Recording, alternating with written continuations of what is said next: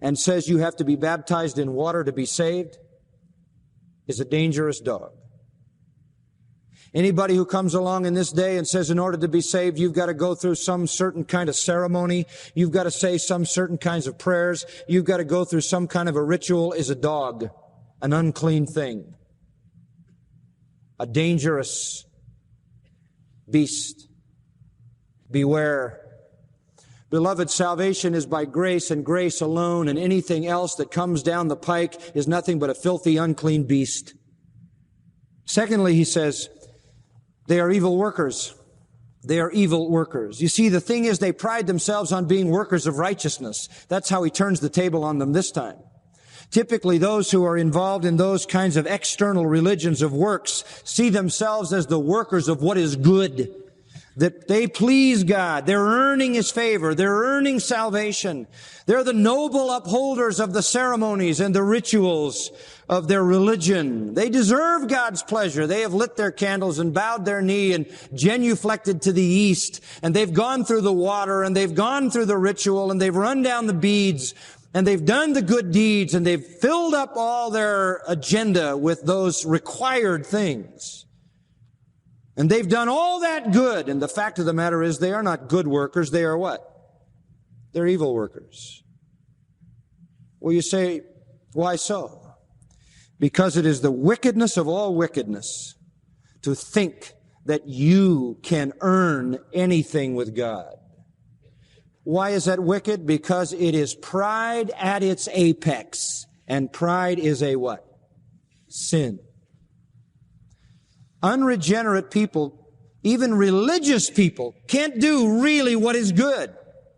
Let me put it to you simply. Wicked people can do bad. You say, what's that? They do bad things for bad reasons. You say, what's a bad thing? Any kind of sin. They can do wicked things. And they do them with bad reasons, bad motives. They're motivated by their wicked, selfish, self-centered nature. Now listen to this. Unregenerate people can also do bad good. You say, what do you mean by that? Well, it's good in the sense that they can help the poor, they can relieve the widows, they can visit the prisoners, they can adopt orphans, they can do good. But it's bad good because it's motivated by pride rather than the glory of God. The best that the unregenerate can do is bad good. They can do bad or bad good, but only the redeemed can do good.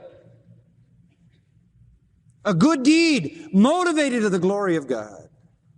So what is it when these religionists do all of their ceremonies and all of their activities and by their own works try to attain the favor of God? It is bad good. It may appear good on the outside. It is bad on the inside because it is nothing but the expulsion of pride, which believes that you can please God on your own. They are merit mongers. The Judaizers were among them. Evil workers, trying to earn God's favor. It doesn't mean that they were doing evil deeds. They were working to please God, but they were evil because it was all motivated by the false belief that they could be pleasing to God. What a deception of pride. So Paul flips the table and says, you're evil workers. Everything you do is wicked. Everything you do is bad. Why? Because they did it out of the illusion of pride, and pride is the driving sin of unregenerate man. Then finally, he literally scorches them with a blowtorch of terms. He says, beware of the mutilation. This is unbelievable.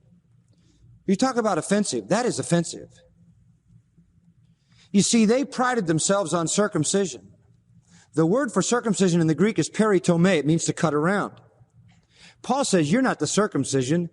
You're the katatome. You're the mutilation. You're the castration. That's what you are. Boy.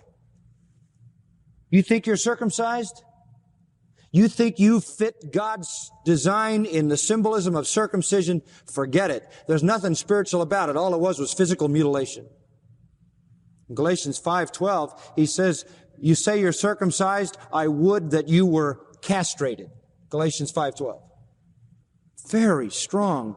You see, we can't just say to these people who add works to salvation, well, they're close. Boy, they're certainly lovely people. They certainly are nice. And they're religious, and they're trying their best to get to God. They are dogs. Beware of them.